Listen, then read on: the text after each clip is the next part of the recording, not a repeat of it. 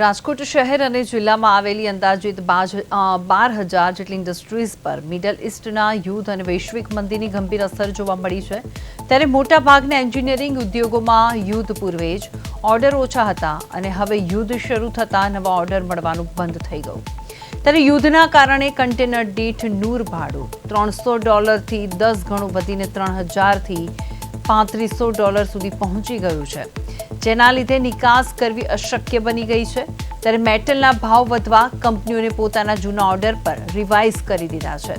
તો પરિણામે જે ઇન્ડસ્ટ્રીઝ અગાઉ 3 શિફ્ટમાં ચાલતી હતી તે હવે માત્ર એક જ શિફ્ટમાં સમેટાઈ ગઈ।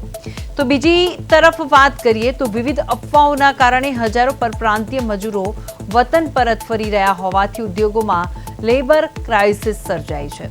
તો એકંદરે અત્યારે રાજકોટના નાના મોટા ઉદ્યોગોમાં ભારે આર્થિક કટોકટીનો સામનો કરવામાં આવી રહ્યો છે।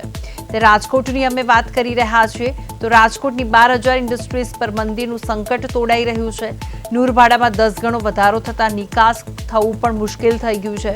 રૂપિયાના ધોવાણ અને મોંઘા રો મટીરિયલનો બેવડો માર પણ સહન કરવાનો વારો આવ્યો છે। ત્યારે અફવાઓના કારણે પરપ્રાંતીય મજૂરોનું વતન તરફ પલાયન પણ જોવા મળ્યું છે। શ્રમિકોની અછત વચ્ચે ઉદ્યોગપતિઓ પણ ચિંતાતુર બની ગયા છે।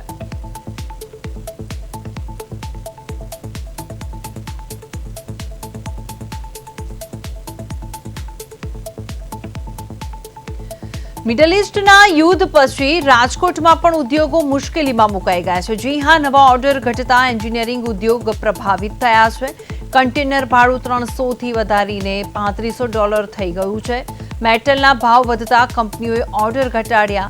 3 શિફ્ટના બદલે માત્ર એક જ શિફ્ટમાં કામકાજ કરવાની ફરજ પડી છે। આ સમગ્ર ઘટના રાજકોટની છે। તો મહત્વની વાત અહીંયા એ છે કે હજારો પરપ્રાંતીય મજૂરોને જે અત્યારે કામ કરવું પડી રહ્યું છે, મેટલના ભાવ વધતા ઉદ્યોગોમાં જે રીતે મંદી છે, કન્ટેનર ભાડું 10 ગણાથી વધારે વધી ગયું છે। મહત્વપૂર્ણ વાત છે, નવા ઓર્ડર મળવામાં પણ ભારે મુશ્કેલી સર્જાઈ રહી છે।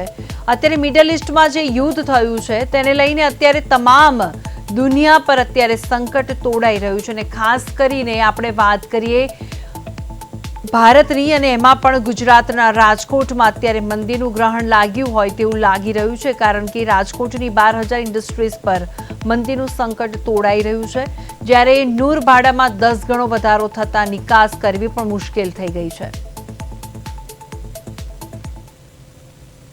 કોઈ પણ દેશ માટે માઠી જ હોય છે અસર, અને આ જ્યારે તેલ ઉત્પાદિત કરતા દેશોમાં મિડલ ઇસ્ટની અંદર જ્યારે યુદ્ધ ચાલે છે અને ઘણા લાંબા સમયથી ચાલે છે, તો આ યુદ્ધની એક માઠી અસર જ આપણા દેશને પણ અનુભવાઈ રહી છે। પેટ્રોલ ડીઝલના ભાવોમાં હમણાં જ સરકાર શ્રી દ્વારા વધારો કરવામાં આવ્યો છે અને એની અછત પણ ધીરે ધીરે વર્તાય છે આપને, અને આપણા વડાપ્રધાનશ્રીએ પણ આનો ઓછામાં ઓછો ઉપયોગ થઈ શકે એવી રીતને આપને સલાહ સૂચનો કરી છે અને જે દરેક નાગરિકો કરે છે।